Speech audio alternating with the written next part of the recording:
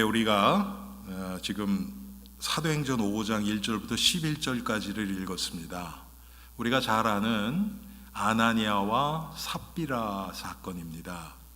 그런데 제목을 제가 영적 전쟁 이렇게 잡았습니다. 보통 우리가 영적 전쟁 그러면 우리를 공격하는 마귀와 대항해서 싸우는 그것을 영적 전쟁이라고 보통 표현을 하고, 또 제가 그런 영적 전쟁에 대해서 설교를 여러 차례 한 기억이 납니다. 그런데 오늘은 조금 다른 관점에서 이 영적 전쟁을 우리가 살펴보기를 원합니다. 여러분 아시는 것처럼 우리가 5월 마지막 주일이 성령 강림 주일이었죠. 그때 제가 성령 강림에 대해서 말씀을 나누면서 사도행전 2장에 예수님의 제자들과 어머니와 형제들과 120명 정도가 마가다락방에서 예수님의 말씀 따라서 전혀 기도에 힘썼죠. 예루살렘을 떠나지 말고 내가 너에게 분부한 것을 그걸 붙잡고 계속 기도하라고 말씀을 하셨어요. 120민 문도가 거기서 기도할 때 성령이 임하셨습니다. 그게 신약 교회의 시작입니다. 성령이 강림하신 것이죠.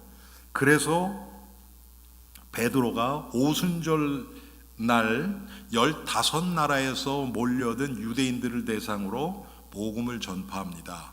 그때 어마어마한 역사가 일어납니다. 그렇게 해서 시작된 교회가 바로 예루살렘 교회입니다.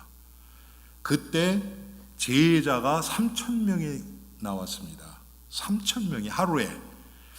그 정도로 부흥이 일어났는데 오늘 우리가 본 사도행전 5장 말씀은 그렇게 성령 충만하고 여러분 3장 4장 보면 이 성전 미문에 앉아있던 안진방이가 일어나고, 그것 때문에 베드로와 요한이 옥에 갇혔다가 거기서 또 재판을 받는데 베드로가 담대하게, 그 겁 많은 베드로가 천하인간의 다른 이름을 우리에게 주신 적이 없다.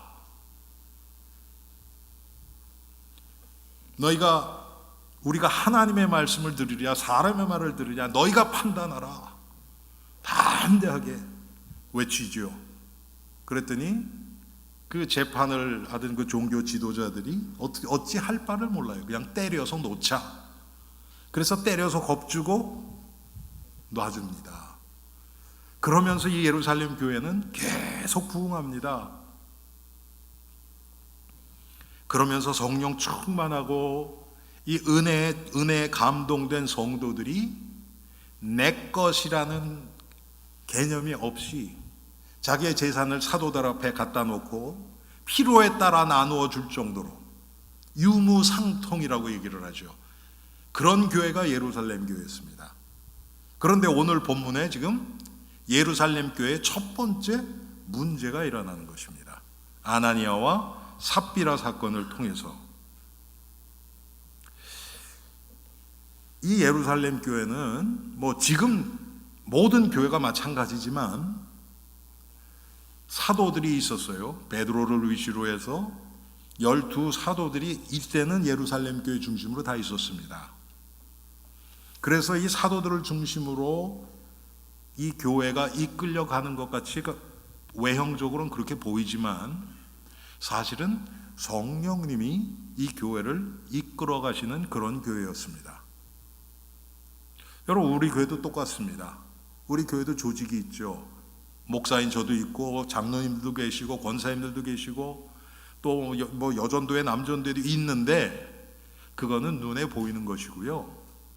이 교회는 머리 대신 예수 그리스도, 그분의 영이신 성령이 우리 각자의 마음속에 역사하실 때 조화롭게 서로 부딪히지 않고 서로가 서로를 돕고 세워줄 수 있는 그런 교회의 역할을 감당할 수 있는 것입니다. 이게 성령이 하시는 일이죠. 그런데 여러분, 오늘 본문에 나타난 이 아나니아와 삽비라, 여러분 제가 설교 요약에 아나니아라는 뜻은 하나님의 자비의 그릇, 이런 뜻입니다. 얼마나 이름이 좋습니까? 하나님의 자비의 그릇. 그리고 삽비라는 사파이어처럼 맑고 투명하다는 뜻입니다. 아마 사파이어에서 이름을 따왔는 것 같아요. 삽비라 비슷하죠, 어감이. 분명히 예수 믿는 사람들이 맞습니다. 그리고 오늘 우리가 읽은 것처럼요, 이들이 하나님 앞에 뭔가 드리고 싶은 마음이 있었던 것도 사실이에요. 그 마음을 주신 분은 성령이십니다. 그런데 문제는 뭡니까? 그것을 드리려고 했는데 드리다가 보니까 그 마음 속에 욕심이 들어가고, 그러다 보니까 자꾸 딴 생각이 드는 거예요. 지금 아나니아 삽비라 사건을 아나니아 삽비라 저 진짜 나쁜 사람들 이렇게만 보지 말고요, 아나니아와 삽비라의 어떤 마음이 이들을 이렇게 실족하게 했는가, 이 아나니아와 삽비라의 사건을 우리가 조금 깊이 묵상해 보면서 아나니아 삽비라를 이렇게 실족시킨 그 죄성이 바로 저와 여러분 마음속에도 그대로 있습니다. 없는 게 아니에요. 우리도 그렇게 될 수 있다는 겁니다. 그리고 이 정도는 아니지만 이런 류의 일들이 우리를 통해서도 일어나고 있습니다. 그래서 우리 자신을 돌아보는 시간이 됐으면 좋겠습니다. 여러분, 오늘 제가 영적 전쟁이라고 제목을 잡은 이유가 무엇이냐면, 지금까지는 마귀가 나를 공격하고 내가 예수 그리스도의 이름의 권세를 가지고 이 마귀를 물리치고 싸우고, 이것을 영적 전쟁이라고 보통 생각을 했는데요, 그것보다 더 중요한 게 있습니다. 마귀는 우리 개인을 공격하기 이전에 교회를 공격합니다. 마귀의 첫 번째 대상은, 싸움의 대상은 교회예요. 교회를 무너뜨리기 위해서는 성도들 한 사람 한 사람을 건드리는 것입니다. 그래서 마귀는 교회를 어떻게 해서든지 무너뜨리려고 해요. 교회만 무너지면 이 세상은 더 이상 소망이 없습니다. 마귀가 마음껏 장악하고 자기 마음대로 할 수 있어요. 교회만 이 세상이 어떨지라도 지금보다 100배 더 악하고 안 좋은 모습들이 드러날지라도 교회만 복음에서 멀어지지 않고 성도들이 깨어 기도하며 영적 전쟁을 싸워갈 때 이 세상은 소망이 있습니다. 제가 항상 말씀드립니다. 이 세상이 망하는 이유가 이 세상에 죄가 많아서가 아니에요. 이 세상이 어두운 것이 빛이 비춰지지 않기 때문에 그렇습니다. 그런데 성경에 보면 우리가 세상의 빛이라고 얘기를 하셨어요. 제가 지난 금요일 날 말씀드렸나요? 너희만이 세상의 빛이다, 그런 뜻입니다. 마태복음에 나오는 5장에 나오는 예수님이 너희는 세상의 빛이라. 한마디로 예수님이 빛이시죠. 그 예수님이 오직 성도들, 예수 그리스도를 개인의 구주로 모신 그 성도들을 통해서만 그리스도의 빛을 반사하셔서 세상을 변화시키고 밝게 만드시겠다고 하시는 의미입니다. 우리 눈에는 성도들도 해야 되지만 불신자들도 하는 게 좋아 보이는 것들이 많이 있습니다. 그런데 그것 때문에 생명의 역사는 일어나지 않습니다. 세상은 변화되지 않아요. 눈으로 보이는 외형적으로 조금 변화되는 것 같이 보일 수 있지만 그것 때문에 마귀가 떨지 않습니다. 마귀의 왕국이 절대로 무너지지 않습니다.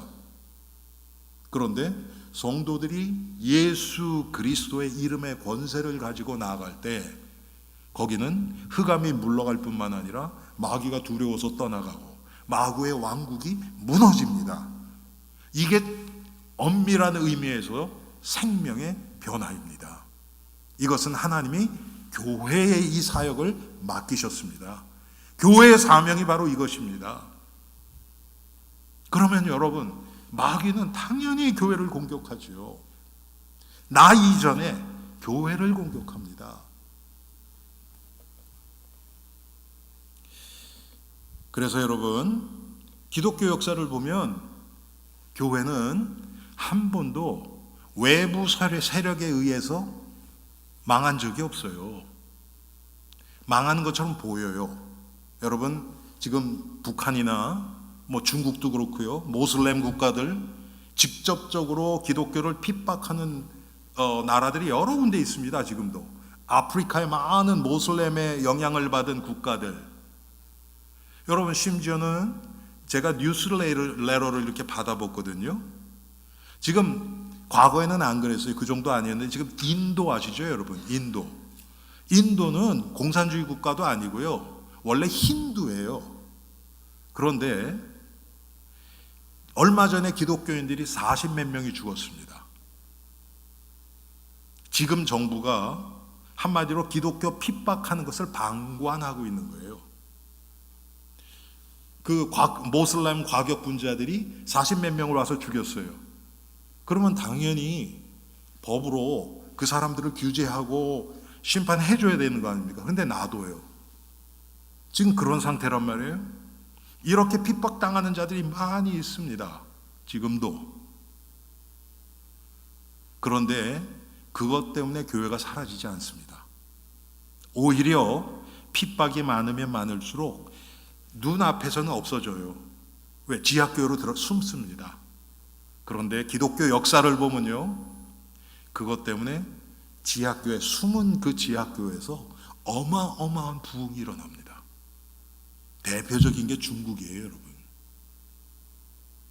중국이 공산화되면서 모든 교회 다 닫았고요, 선교사들 다 추방했습니다. 그렇게 몇십 년이 지났죠. 그리고 나중에 봤더니 이 지하교회 성도들이 어마어마한 거예요. 여러분, 선교학자들이 한 1억 명 정도 성도가 있을 것 같다고요. 정확하게는 모르죠. 이거 지하교회니까. 그런데 지금 그렇게 얘기하고 있습니다. 북한에 여러분 없을까요? 있어요. 북한에도 지금 숨어서 예배드리고 정말 생명을 내놓고 이 신앙생활을 하는 성도들이 많이 있습니다. 절대로 교회는요, 핍박 때문에 없어지지가 않아요. 그런데 기독교 역사를 보면 기독교 그 교회나 기독교 문화가 쇠락하고 없어지는 경우가 많이 있어요. 왜 그랬을까요? 전부 다 보면 교회가 변질되고 핍박 때문이가 아니고요, 이 교회 안에서의 내분 때문에 그래요. 그래서 교회가 힘을 잃고, 힘을 잃은 교회는 더 이상 생명력이 없는 교회는 더 이상 교회가 아니에요. 생명의 역사, 성도들이 하나님의 말씀 가운데서 변화를 받고 또 새로운 생명들, 불신자가 예수를 믿는 그런 생명의 새로운 생명들이 자꾸 생겨나야 그 교회가 건강한 교회입니다. 그런데 이게 사라진다. 그러면 어떻게 됩니까? 이제 지금 현상을 유지하는 교회로 끝나요. 어떻게 하면 성도들을 떠나지 않게 이렇게 할까? 교회가 문 닫지 않고 우리끼리 그냥 잘 모여서 우리끼리 예배나 드리고 이렇게 될까? 이렇게 되면 안에서 썩어요. 하나님이 그거 용납하지 않으십니다. 왜? 교회가 교회의 사명을 잃었기 때문에. 그러면 당연히 그런 교회는 내분이 일어날 수밖에 없어요. 여러분, 생명이 없으면 뭐가 기준이 됩니까? 다 사사기처럼 사람이 자기 생각에 옳은 대로 이렇게 돼요. 그러면 여러분, 제 생각과 여러분 생각이 다 다릅니다. 당연히 분열이 일어나겠죠? 그런데 성도 한 분 한 분이 다 머리 대신 예수 그리스도를 바라보고 그분의 인도 따라서 나아갈 때 우리는 하나님은 질서의 하나님이시기 때문에 우리를 한 마음으로 이끄십니다.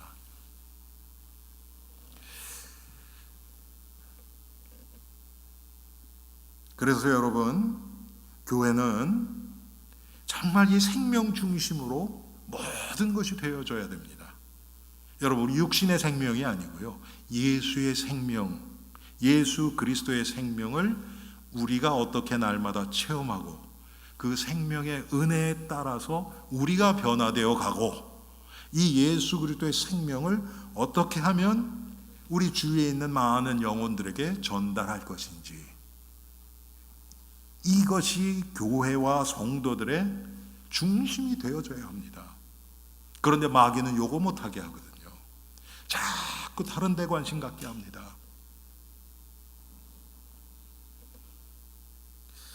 여러분, 지금도 마귀는 교회를 공격하고 있습니다. 우리 엘림교회를 공격하고 있습니다.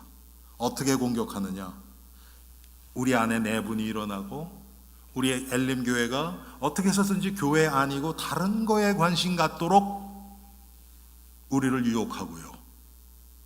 또 이것을 위해서 성도 한 분 한 분의 삶을 복음 중심적인 삶이 아니라 이 세상, 눈에 보이는 세상 따라가도록 유혹하고 공격합니다.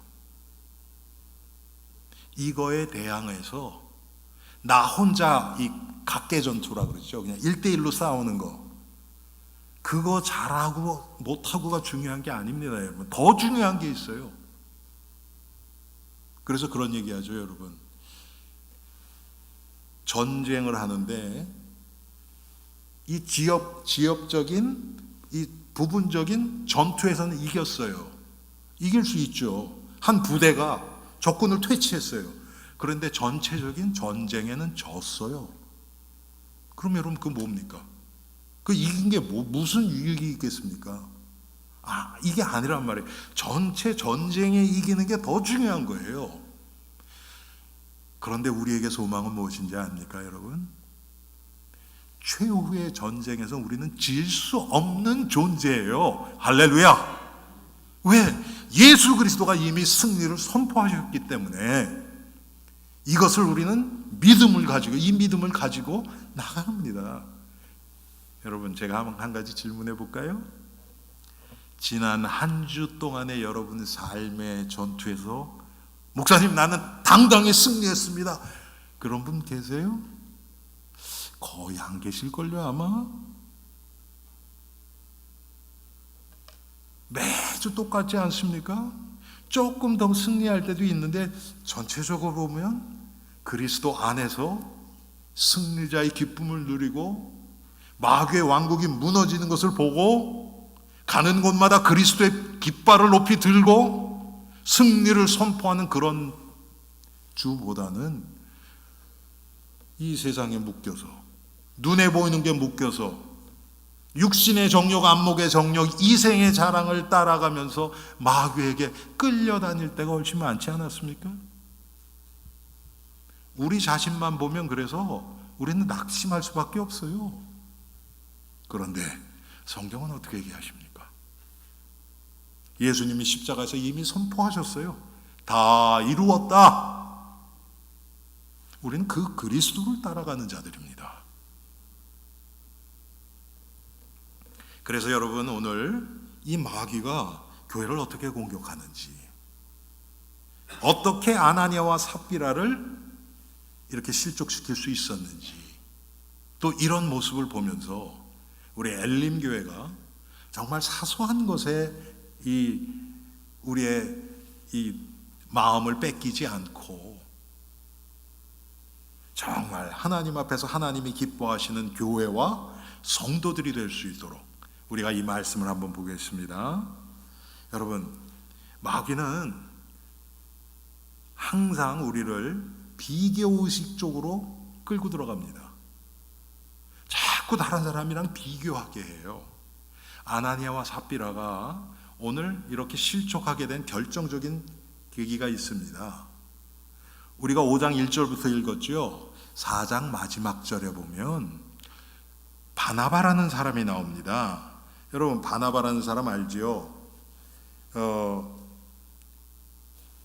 이 4장 36절에 보면 구브로에서 난 레위족 사람이 있으니 이름은 요셉이라 사도들이 일컬어 바나바라 하니, 이 바나바가 사도 바울과 선교 여행을 같이 시작한 사람입니다.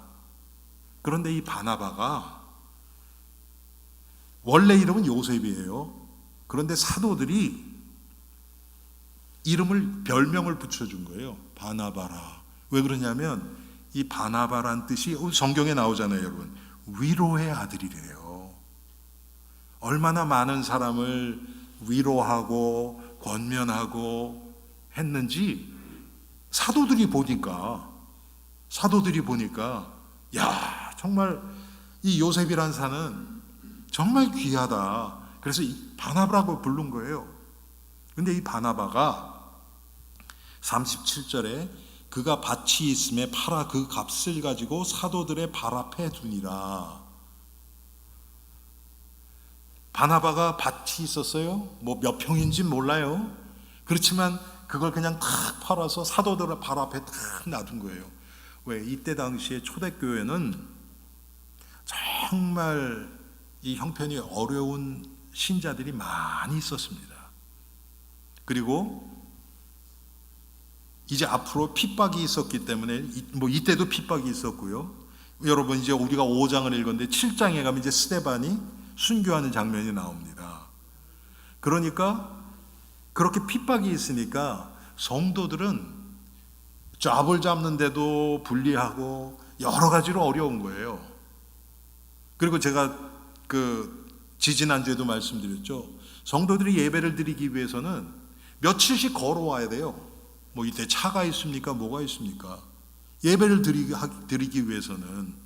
그런데 그렇게 정말 하나님의 은혜의 사모해서 교회로 오는 성도들 중에 조금 형편이 괜찮은 사람들도 있었어요. 그런 사람은 자기가 먹을 걸 다 가지고 와요.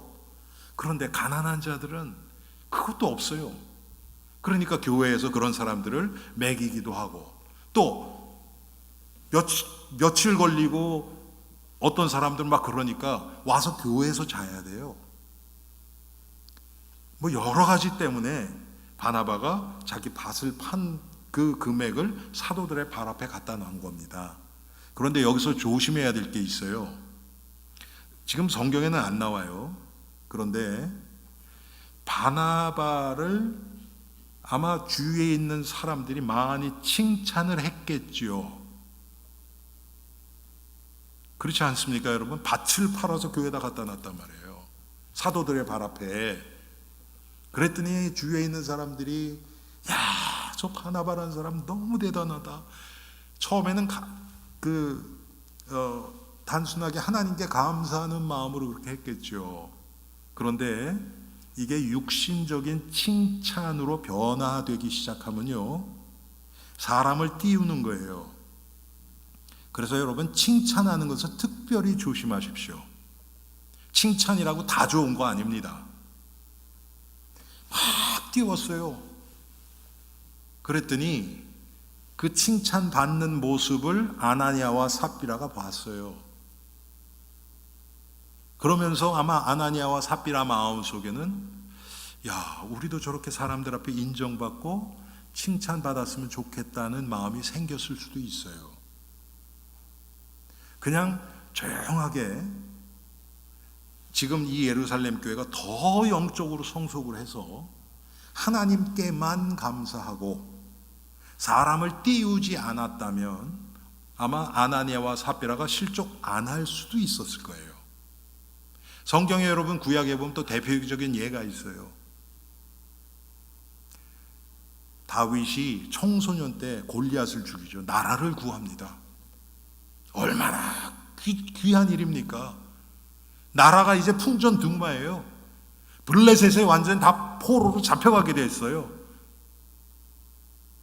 아니 골리앗이라는 장군이 나와서 매일 아침 나와서 너 이스라엘 중에서 장수 하나 내보내. 나랑 싸워서 너희가 나 이기면 우리가 너희 종 되고 내가 이기면 너희가 우리 종 되자. 40일을 그렇게 했대. 매일 아침. 아무도 못 나가요. 무서워서. 그런데 다윗이 등 떠밀려 나간 것도 아니잖아요.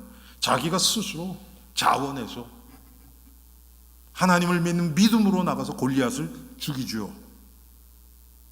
야, 얼마나 귀중한 일입니까, 여러분. 그런데 어떤 일이 일어났습니까? 탁 들어오는데 여자들이 춤을 추면서 막 노래를 합니다.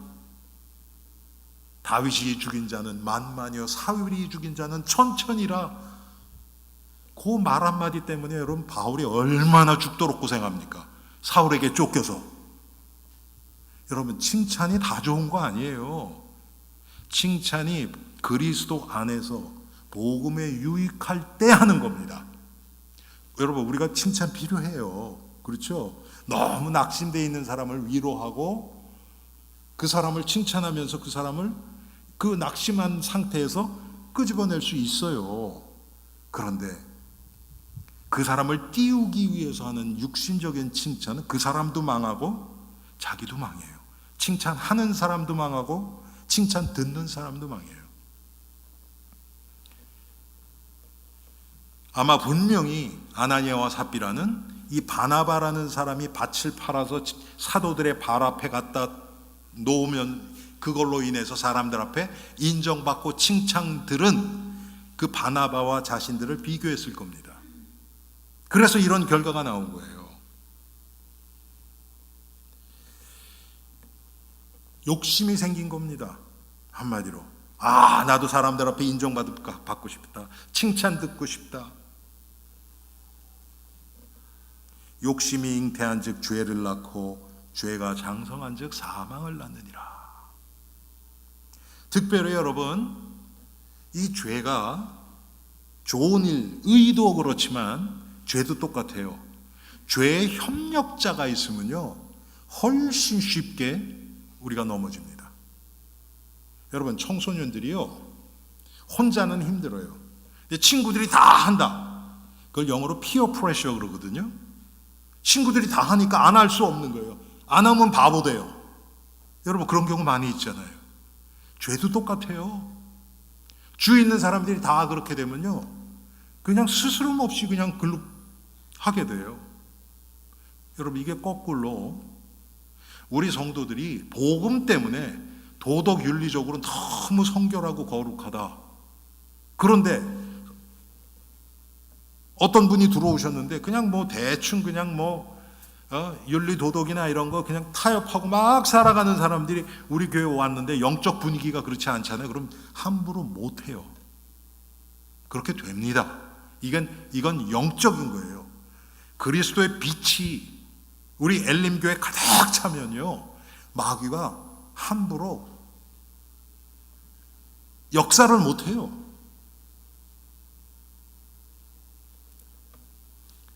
성경에 보면 오늘 본문에도 아나니아와 삽비라가 둘이 그렇게 했어요.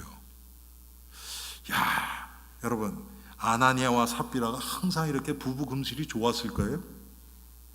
저는 그렇게 생각은 안 해요. 죄질 때는 하나 돼요. 죄질 때는. 야, 참. 여러분 아담과 하와도 똑같아요. 창세기 3장에 나오는. 우리 남자분들 여자가 저 죄져가지고 우리까지 고생한다 그러는데 아니에요. 여러분 아담이 옆에 있었어요. 옆에 있었어요. 지켜보면서도 그냥 묵인하고 있었던 거예요. 구약에 아주 유명한 부부 있죠. 아합과 이세벨. 아주 대표적인 악한 그런 이 부부죠. 이세벨이 훨씬 더 악했어요. 왜 그러냐면 이세벨은 이스라엘 사람이 아니에요. 바알의 선지자 딸이에요. 신약에 보면 헤롯과 헤로디아 나오죠. 여기서도 헤로디아가 훨씬 악해요. 저는 이 헤로디아 생각하면요, 여러분 아시죠? 원래 헤로디아가 헤롯 왕의 남동생의 부인이었어요. 남동생의 부인. 그런데 헤롯이 자기 그러니까 뭐라 그럽니까? 그거를 제수씨예요. 예뻤나 봐요. 뺏어버렸어요. 근데 거기 딸이 하나 있었거든요. 그런데 세례 요한이 헤로디아를 동생 부인을 뺏은 거에 대해서 막 비판을 했단 말이에요. 꼴 보기 싫은 거예요. 그래도 헤롯은 좀 그나마 조금 남아있는 양심이 있어서 그래도 있었는데, 헤로디아가 헤롯 생일날 막 춤을 추니까 기분이 너무 좋은 거예요. 야, 너 소원이 뭐냐? 내가 나라 반이라도 주겠다. 그랬더니 얘가 엄마한테 엄마 뭐 달라 그럴까? 그랬더니 세례 요한의 머리를 소반에 닮아서 달라 그래라. 여러분, 아니 엄마가 어떻게 딸한테 이런 걸 시킵니까? 얼마나 독한 여자입니까? 구약에서는 이세벨, 신약에서는 헤로디아. 좀 섬찟해요.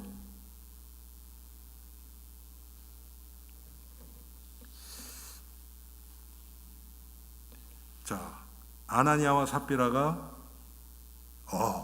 우리도 이거 팔아서 바치자, 그렇게 얘기했을까? 아마 처음에 그거는요, 여러분, 처음부터 이거 바쳐서 우리도 좀 유명해지자, 이렇게 했다고까지 생각하지는 않아요. 저는 성령이 우리 마음, 그들 마음 속에서 지금 우리 교회가 정말 이 가난하고 도움 필요한 사람들이 많은데 우리도 좀 있지 않냐, 이거 해서 하자. 여러분, 만약에 아나니아와 삽비라가 팔았는데, 팔고서 반만 가지고 사도들 앞에 가서 이거 팔은 거의 일부입니다, 요 일부라는 요것만 더했으면 죽었을까요? 안 죽었을까요? 안 죽어요. 그런데 아마 마귀가 하는 일들이 꼭 그렇거든요. 그 사이에 땅값이 많이 올랐던 것 같아요. 처음에는 한 100만 불 정도 됐는데, 가서 시장에 부동산 가서 땅 내놔보니까 이게 300만 불로 뛰었네. 그러니까 그러면 처음에 우리가 한 100만 불 생각했으니까 그거 바치지, 아마 이렇게 되지 않았을까 생각이 돼요. 여러분, 죄 짓는 데는 마귀가 돕습니다. 죄 짓는 데 마귀가 도와요, 여러분.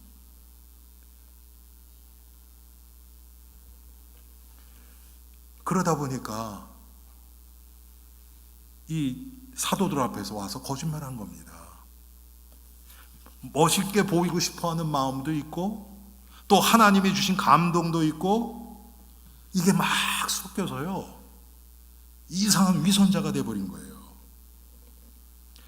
여러분, 아나니아와 삽비라의 죄를 한번 조금 더 깊이 들어가 봅시다. 무엇보다도 오늘 성경에 보니까요, 3절에 베드로가 이르되 아나니아야, 어찌하여 사탄이 내 마음에 가득하여 그랬습니다.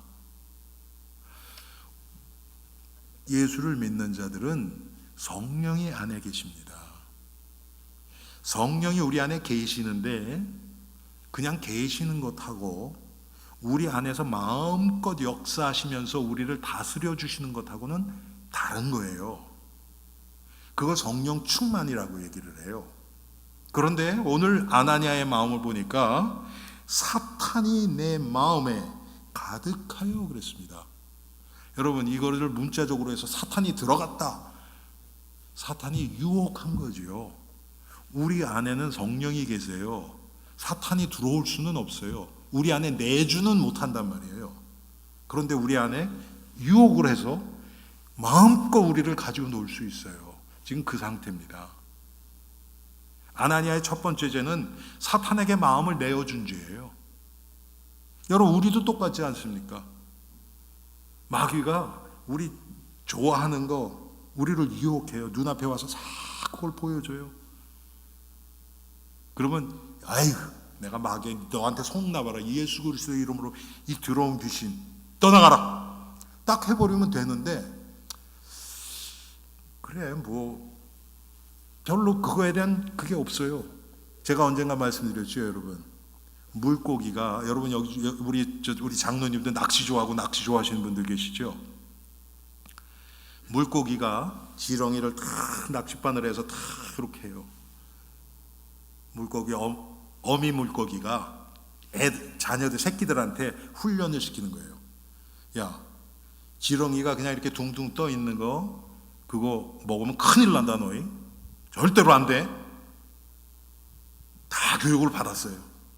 그런데요, 조그만 새끼가 하나 이렇게 봤더니 지렁이가 너무 맛있게 생긴 게 지렁이가 다 이렇게 있는 거예요. 먹지 말라 그러니까 보기만 하지 뭐. 쳐다봐요. 고개 주위를 뱅뱅 돌아요. 먹지만 않고 혀만 대보지 뭐. 혀 대봐요. 맛있어요. 여러분, 처음부터 딱 끊어야 돼요. 그래서 성경은 뭐라 그래요? 죄는 모양이라도 버리라 그런 겁니다. 근데 우리가 그렇지 않잖아요, 여러분. 아이, 그 뭐 내가 죄 짓지 않으면 되지 뭐. 근데 그 죄를 끼고 있어요. 취하진 않는데 끼고 있어요. 이건 벌써 반 이상 넘어간 겁니다. 그 마음을 벌써 뺏긴 거예요. 두 번째로 베드로가 이렇게 얘기합니다. 내가 성령을 속이고 땅값 얼마를 감추었느냐. 성령을 속인 겁니다.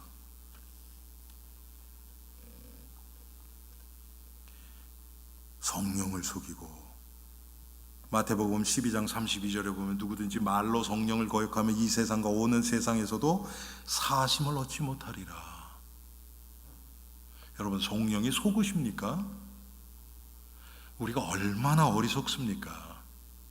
하나님 뻔히 아는, 다 보고 계시고 다 아는 거 알면서도 하나님이라는 개념이 없어져요. 우리가 죄질 때 보면 하나님이 나를 지금 지켜보고 계시고 나를 지금 다스리고 계시는 그 사실조차도 잊어버려요. 마귀가 이렇게 만듭니다. 완전히 육신적으로만 눈뜨게 해서. 세 번째로, 이것은 개인의 죄 이전에 여러분, 하나님의 교회를 죄로 오염시킨 그런 죄예요.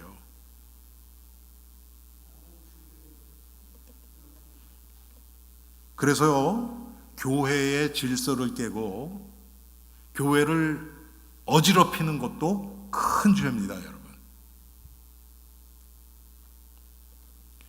또 아나니아와 삽비라의 죄는 질투로 인한 탐심이었습니다. 처음에는 질투가 아니었겠죠. 아까 말씀드렸던 것처럼 성령께서 마음을 주셔서 정말 교회에 필요한 것을 내가 이렇게 해야 되겠다, 그렇게 하셨을 거예요. 그런데 여러분, 어떻게 됐습니까? 마귀가 그게 틈탄 거예요. 마음을 내줬잖아요. 마음을 내주니까 마귀가 틈타서 이들을 끌고 간 겁니다. 이제 낚시에 걸린 거예요. 그러니까 당연히 위선과 외식하게 되죠. 자, 이제 아나니아와 삽비라의 죄의 특성을 조금 한번 봅시다. 첫 번째는요, 이 아나니아와 삽비라가 선한 의도로 한 거예요, 처음에. 그런데 우리가 항상 놓치지 말아야 될 것은 뭐냐면, 아무리 선한 것을 내가 해도 내 안에 죄성이 있다는 것을 간구하면 큰일 납니다.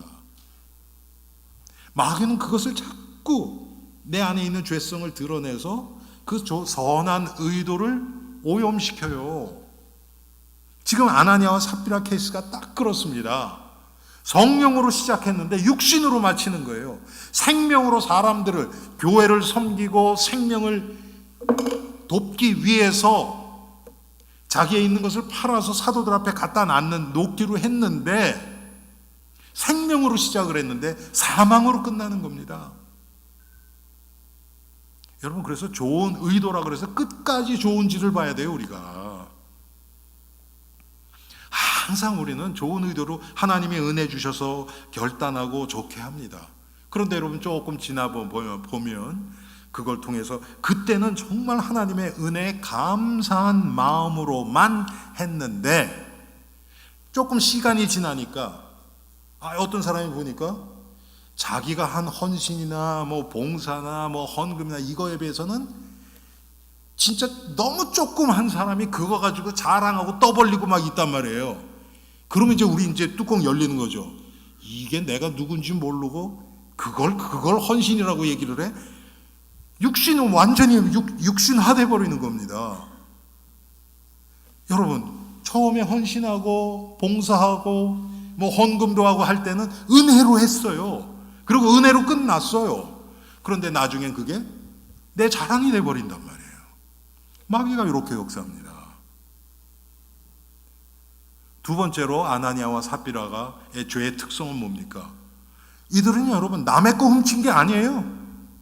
맞잖아요, 여러분. 아나니아와 삽비라가 언제 남의 거 훔쳤습니까? 아니에요. 자기 거예요, 자기 거. 한마디로 그걸 통해서 자기가 드러나려고 하니까 이게 지금 죄가 된 거예요. 아까 말씀드렸던 것처럼 아나니아와 삽비라가 그냥 사도들에게 이게 지금 우리가 이번에 팔은 11조입니다. 이렇게 해서 드리면 그만큼만 내면 돼요. 그런데 그게 아니었잖아요. 속인 거예요. 욕심 때문에. 이 욕심이 들어가면 모든 것을 다 변질시킵니다. 일을 잘하고 일을 정말 사람들이 칭찬 들을 만큼 완벽하게 하는 것도 중요하지만 그래서 더 중요한 것은 하나님 앞에서 하는 거예요. 일의 결과가 조금 안 좋아도 하나님 앞에서 하는 것을 하나님은 기뻐하세요. 여러분, 일이 잘 돼야 된다면 예수 안 믿는 사람들 중에서 기능적으로 우리보다 뛰어난 사람 너무 많습니다. 여러분, 요새 보니까 AI가 나와서 사람들이 이제 잡을 잃고 뭐 그런다 그러잖아요. 벌써 많이 잃었고. 그래서 제가 생각해 본 거예요. AI가 설교할 수 있을까? 제가 목사니까. 그렇지 않습니까, 여러분? 기계가 여기 나와서 정말 복음적인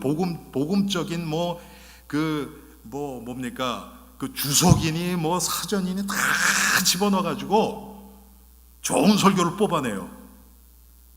그리고 저랑은 상대도 안 되는 목소리 좋은 톤을 거기 입히고 톤도 너무 멋있게 그렇게 해서 딱 한다. 여러분, 근데 중요한 건 뭐냐면 성령이 역사하실까요? 기계가 하는데? 그런 생각을 제가 해봤어요. 여러분, 중요한 건 뭡니까? 하나님 우리의 마음을 보시는 거예요. 마음을. 그런데 지금 아나니아와 삽비라의 마음이 하나님에서 지금 떠났어요. 사탄이 마음에 가득하여.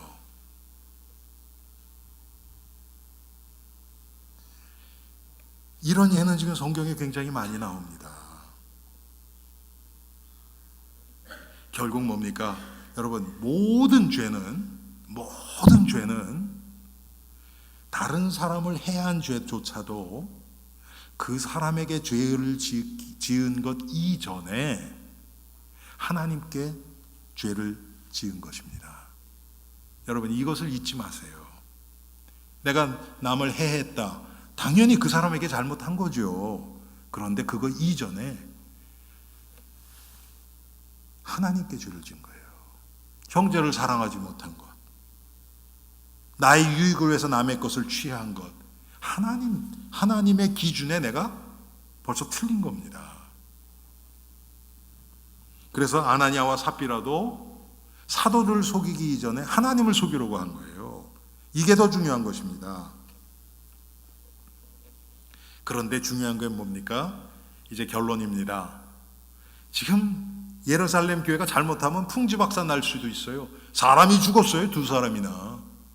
그것도 헌금하다가. 그런데 하나님은 이 교회를 어떻게 이끌어갔나 봅시다. 여러분, 교회가 건강한 교회인지 아닌지는 문제가 나보면 알아요. 우리들도 똑같아요. 건강한 사람을 여러분 뭐를 건강한 사람이라 그럽니까? 아마 다른 게 아닐 거예요. 몸에 면역력이 아주 강한 사람. 그런 사람은 병균이 들어와도 다 이겨버려요. 몸이. 그렇죠? 교회도 똑같아요. 어떤 교회는 조그만 문제가 일어났는데 교회가 2쪽이 나요. 어떤 교회는 진짜 심각한 문제가 일어났는데 성도들이 오히려 그것 때문에 기도하고 정말 회개 운동이 일어나고 그것 때문에 그 상처받은 사람을 다 감싸고 공격하고 끌어내리는 것이 아니라 오히려 그것 때문에 성도들이 더 하나 돼요. 지금 예루살렘 교회가 그렇게 된 거예요. 자, 하나님이 교회 안에 이 마귀의 괴계를 다 드러내십니다. 드러나는 게 좋은 거예요. 여러분, 어떤 데서는 보면 그걸 감춰줘요. 이렇게 막 감춰요. 그래서 없는 것처럼. 여러분, 하나님이 없다고 하셔야 없는 겁니다. 드러나지 않았다고 해서 문제가 없어진 것은 아닙니다. 이 사건을 통해서 이 예루살렘 교회 성도들이 영적인 경각심을 갖게 됐어요. 11절에 온 교회가 이 일을 듣는 사람들이 다 크게 두려워하니라. 하나님 두려워할 줄 아는 성도로 변화됐어요. 무서웠다는 의미가 아닙니다, 여러분. 하나님을 경외하는 마음이 더 생긴 거예요. 두려워하는 거예요. 그런가 하면 우리 오늘 본문은 아니지만 그 뒤에 보니까 이것으로 인해서 교회가 한 마음이 됐습니다. 12절에 사도들의 손을 통하여 민간의 표적과 기사가 많이 일어나매 믿는 사람이 다 마음을 같이하여 한 마음이 됐어요. 분명히 마귀는 아나니아와 삽비라를 공격해서 이들을 실족하게 만들었어요. 교회의 문제를 일으켰어요. 아마 마귀 쪽에서 박수를 치고 아마 잘 됐다 이제. 왜? 이전까지 문제 하나도 없었거든요. 그런데 하나님은 이것을 싹 돌리셔서 오히려 성도들을 더 하나로 만들어버려요. 여러분, 이게 건강한 교회입니다. 문제가 일어나도 그걸 서로 비판하고 막 정죄하고 그런 것이 아니라 내가 이 성도를 위해서 기도하지 못했구나. 오히려 우리 온 성도들이 같이 회개하고 오히려 더 우리가 갱신하는 변화되는 기회로 삼고 성도가 이것 때문에 우리가 지금까지 이 교회를 복음으로도 섬기지 못했기 때문에 이런 문제가 일어났구나. 우리가 더 깨어서 기도하고 하나 돼야 된다. 여러분, 이건 교회에 큰 이익이 됩니다. 예루살렘 교회가 이 사건으로 낙심한 게 아니라 14절에 보니까요, 여러분, 오히려 많은 성도들이 믿고 주께로 나오는 자가 더 많으니 남녀의 큰 무리더라. 이런 일이 일어나요. 당연하죠. 영적으로 더 성령 충만해서 그리스도만 바라보고 나가니까 열매들이 더 많이 일어나는 겁니다. 수많은 무리들이 영적인 육신적인 치유를 받았습니다. 15절 16절에 심지어 병든 사람을 메고 거리에 나가 침대와 요 위에 누이고 베드로가 지나갈 때 혹 그의 그림자라도 누구에게 덮일까 바라고 예루살렘 부근의 수많은 사람들도 모여 병든 사람과 더러운 귀신에게 괴로움 받는 사람을 데리고 와서 다 나음을 얻으니라. 여러분, 이 교회가 이 문제로 인해서요, 아나니아와 삽비라 육신의 목숨을 잃었어요. 이들이 예수를 믿었다면 천국 갔겠죠. 그런데 이것을 통해서 교회는 더 든든하게 된 겁니다. 영적으로 큰 유익이 있었어요. 여러분 요 뒤에 보면 사도행전 6장에 보면 뭐 어떤 일이 나냐면 또 다른 문제가 나와요. 헬라파 과부, 히브리파 과부들이 이 구제에서 히브리파 과부, 이스라엘 백성들인 과부들은 구제를 많이 해주는데 헬라파 과부, 외국인들이에요. 이 형편을 잘 몰랐겠죠. 사도들도. 뭐 다른 나라 사람이니까 아무래도 잘 모르죠. 그러니까 구제하는데 조금 소홀히 했던 것 같아요. 그러니까 이쪽에서 이제 컴플레인이 들어온 거예요. 이것도 문제가 생긴 거예요, 교회에. 그런데 사도들이 어떡합니까? 이것을 이 개혁, 갱신의 기회로 딱 삼아서 이런 일들은 우리가 집사들을 뽑아서 그들에게 맡기고 우리는 말씀과 기도에 전념하리라. 교회가 새로운 모습으로 싹 바뀌는 겁니다. 생명 중심으로. 여러분, 우리 엘림교회가 문제가 있을 수 있어요. 뭐 사람 모이는데 다 똑같죠. 그런데 중요한 건 뭡니까? 문제가 일어났을 때, 우리 성도가 하나 실족했을 때, 약해서 넘어졌을 때 이것을 우리가 어떻게 보느냐. 정말 예수 그리스도의 눈으로 보고 그들을 감싸고 함께 아파하고 함께 기도하고 내가 그분을 위해서 대신 회개하고 이런 교회가 된다면요, 마귀가 손들을 수밖에 없어요. 건드리면 더 성령 충만한데요. 이런 복된 교회가 되기를 정말 주님의 이름으로 축원하고요. 정말 이 우리 교회를 공격하는 이 마귀의 괴계를 대항하여서 우리가 날마다 성령 충만하여서 마귀를 대항하여 싸우고, 하나님 우리 엘림교회를 위하여 정말 내가 기도에 정말 썩어지는 미랄이 되기 원합니다. 우리 이 시간 이런 마음으로 한 3분 한 목소리로 기도하겠습니다.